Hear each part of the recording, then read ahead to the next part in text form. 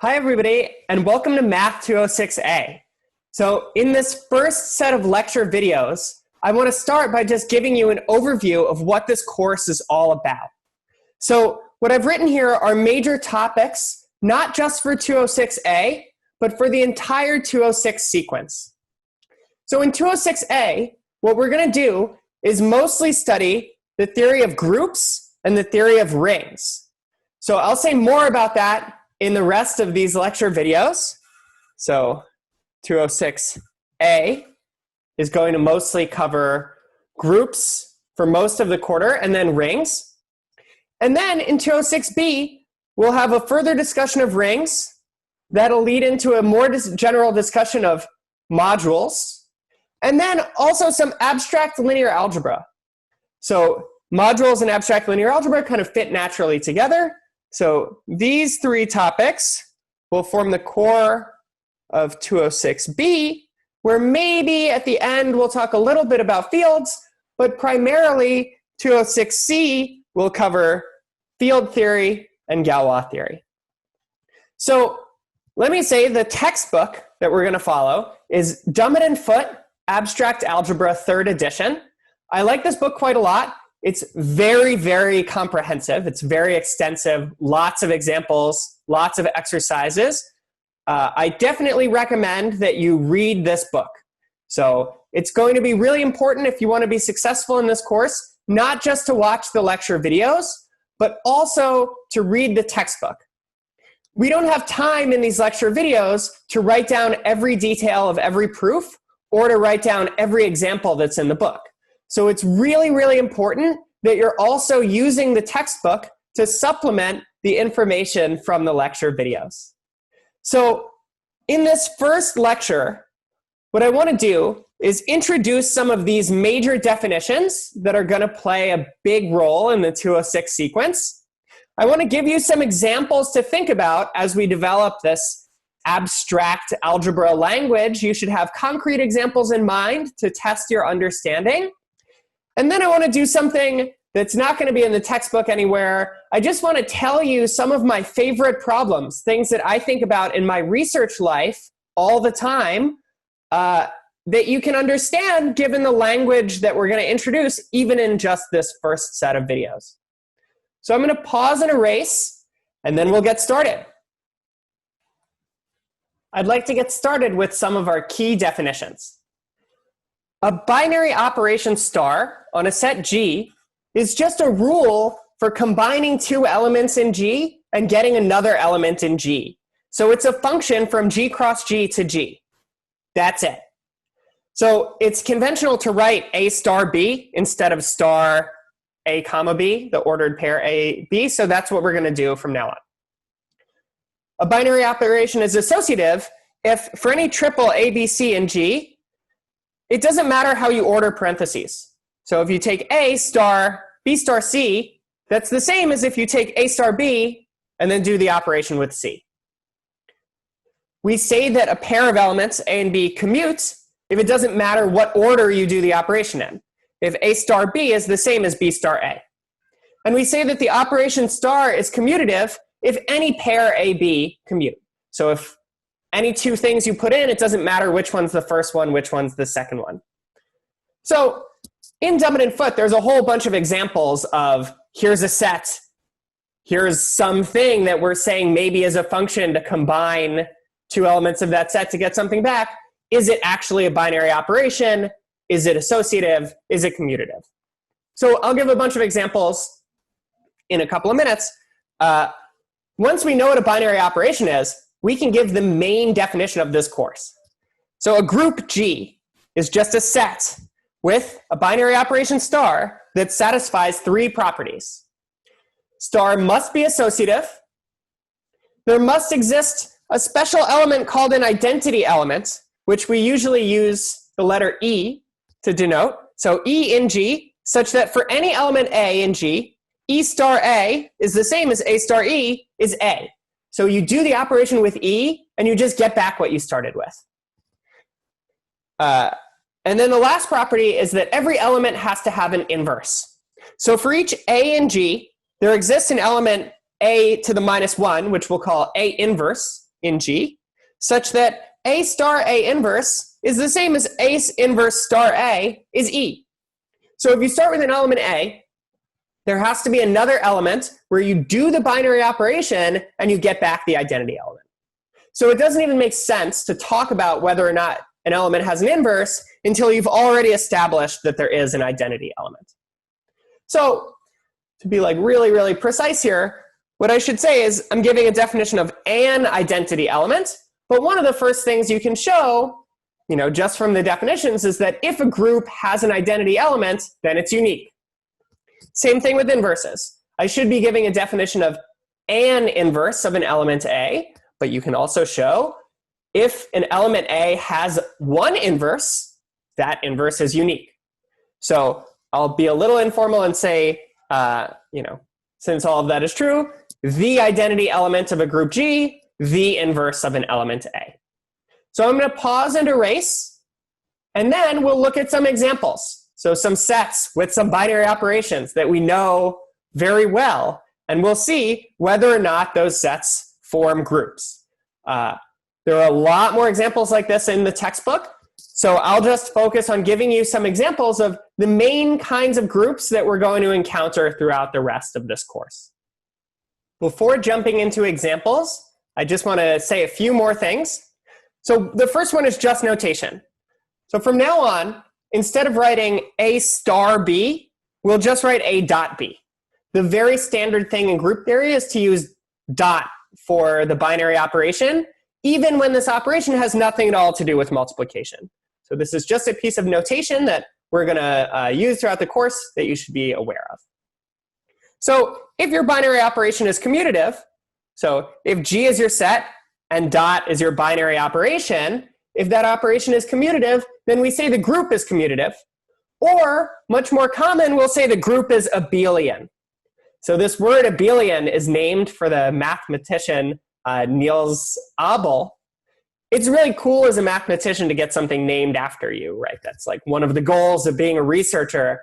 But what's even cooler is if the thing named after you is so ubiquitous in math that they don't even capitalize it anymore. So it's very standard to write abelian with a lowercase a, even though it's named after Abel, a person. So that's when you know you've really made it. Not just when something is named after you, but when you get something named after you, but they use a lowercase letter. Big deal. Okay, last piece of notation. We'll use this absolute value sign around a G for the order of the group, which is just the cardinality of the set. So if G is a finite set, that's just the number of elements it has. And if G is infinite, this is just infinite. So we're going to use this absolute value sign around G is just going to refer to the cardinality of the underlying set G. Okay, let's do some examples. So there are lots of groups that you have been encountering since the very beginning of your mathematics education, like the integers with addition. This is a binary operation. Take any two integers, add them together, you get another integer. There is an identity element. Oh, addition is associative, something that you have known for a long time. A plus B plus C is the same as A plus B plus C. This binary operation is commutative. A plus B is the same as B plus A. There's an identity element, 0. A plus 0 is 0 plus A is just A. And every element A has an inverse, negative A. A plus negative A is 0. So this satisfies all of the requirements to be a group. In fact, it's a commutative or abelian group, and it has infinite order because there's an infinite number of integers. So for pretty much exactly the same reason, the rational numbers, Q, is a group under addition. The real numbers, R, is a group under addition. The complex numbers, C, is a group under addition. So let's do another one. So if you take all real numbers with multiplication, this is not a group. Why? Well, multiplication is certainly a binary operation. Multiplication is associative. There is an identity element, 1, But not every element has an inverse. The one exception is 0. So 0 has no inverse. There's nothing you can multiply 0 by to get 1. So if you take R star or R cross, and this is the non-zero reals, then now R star is a group with multiplication. And for the same reason, so is Q star, so is C star, is also a group under multiplication. What about Z star under multiplication? This is not a group. So why not? Well, there's no 0 issue anymore. There's a multiplicative identity 1, but 2 has no inverse. Right? The thing that you have to multiply 2 by to get to the identity is 1/2, which is not in your set Z star. So 2 has no inverse. So let's see, what other kinds of examples? One that'll come up a lot throughout this course are examples that come from polynomials. So I'll define what a ring is a little later in this lecture, but polynomial rings. So not only are these going to be groups, they'll be rings. But let's take R bracket X, which is just going to be the set of all polynomials a(n) x to the n plus a(n minus 1) x to the n minus 1 plus a1 x plus a0, where I should say what these things are, where each ai is a real number, and n is just a non-negative integer. So it's all of the polynomials with coefficients in R. This is a group under addition. You add 2 polynomials, you get back another one. For exactly the same reason, you have other groups like Z bracket X, Q bracket X. You could take the same kind of thing, but in many variables. So I'll just write this here, and then I'll pause and erase for more space. But same thing, except now instead of just having polynomials in one variable x, you could have polynomials in variables x1 up through xn. So I'll pause and erase, and then we'll keep talking about examples. Another key example that's going to come up again and again throughout the whole 206 sequence is the set of integers modulo n. So we'll use this notation z mod nz. Here the operation is plus. Dummit and Foote discussed this in a special background section, section 0.3. I would recommend that you read all of chapter 0. This is some background that you're probably familiar with already, but it's good to get a refresher. So what is this group? The elements are equivalence classes under the equivalence relation where A is related to B if and only if n divides the difference, B minus A. So what is plus here? So this operation is the class of A plus the class of B is the class of A plus B. So here you actually need to do something to check that this is a binary operation. Since this is an operation on equivalence classes, it better be the case that what the class of A plus B is doesn't depend on which representatives of these equivalence classes you choose. But that's pretty straightforward to show. So we're going to end up looking at this example a lot. When n is a prime number, z mod pz, the integers modulo this prime p, are not just going to be a group, but they're going to be an example of a finite field. Okay, so another class of examples that you already know and love from whatever linear algebra course you've taken in the past are groups that come from matrices. So let me use the notation M with a M cross N here, and then parentheses that'll tell you where the entries of your matrix live. This will just denote the set of all M by N matrices with entries in R. With entries in R. This is a group under addition. You add 2 matrices, you get another matrix back of the same size. It has an identity element, 0, the 0 matrix, where you put a 0 in everywhere. And the inverse of a matrix is the one you get just by taking the negative of every entry. So, okay, there's a whole section about matrix groups. This is section 1.4 of Dummit and Foote. You should check it out. And it focuses not so much on matrix groups where the operation is addition, but where the operation is multiplication. So let's take GLNR, which is going to be the set of n by n invertible matrices with entries in R. I'm going to stop saying where the entries are because it's contained within the notation. So as you know from linear algebra, this is the same thing as saying n by n matrices with determinant non-zero.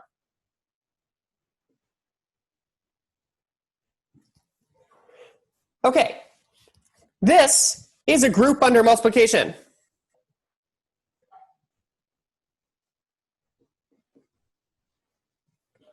Well, why is that? Well, first, this better be a binary operation. And it is because if you have two matrices that have non-zero determinant, A and B, the determinant of the product is also non-zero because the determinant of A times B is the determinant of A times the determinant of B. So this is a binary operation. So what else do we need to check? Matrix multiplication is associative. So why is that? Well, maybe the easiest way to think about it is that what does it mean to multiply two matrices? Well, what is a matrix? It gives you a linear transformation from Rn to Rm, right? So when you multiply two matrices, that's the same thing as composing the corresponding linear transformations. So the key thing is that multiplication is composing linear transformations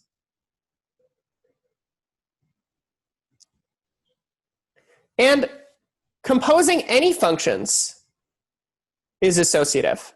So function composition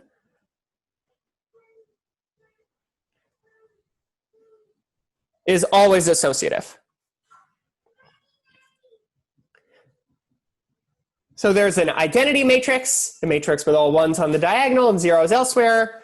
Every matrix A has an inverse. If it's invertible, we know that there exists a matrix A inverse such that A times A inverse is the identity matrix.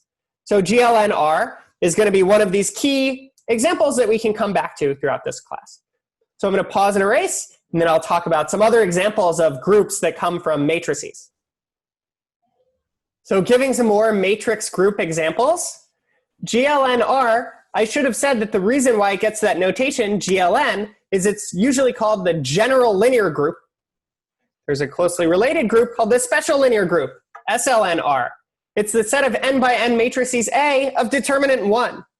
So this group is clearly a subset of GLNR, which is the set of matrices where the determinant's not zero. So we're going to talk much more later about inside one group, you'll have a whole bunch of subgroups. So the special linear group is a subgroup of the general linear group. We also have the orthogonal group. That's the set of all the elements in GLNR, where you take your matrix and you multiply by the transpose. Remember, that's the matrix you get by switching all the rows and columns. So Q times Q transpose is the same as Q transpose times Q is the identity matrix. We have things like the unitary group, where UNC, it's a subset of the set of GLNC, so invertible n by n matrices now with complex entries, where U conjugate transpose times U is the same as U times U conjugate transpose is the identity. So what does conjugate transpose mean? You take every entry, you replace it with its complex conjugate, and then you take the transpose. There are lots of other examples. Upper triangular n by n matrices form a group under matrix multiplication, and so on. Many, many more. So I'm going to pause and stop this video. And in the next video, we'll see other types of examples. And then I'll introduce some more key terms and key things that we're going to study later in the course in the subsequent videos.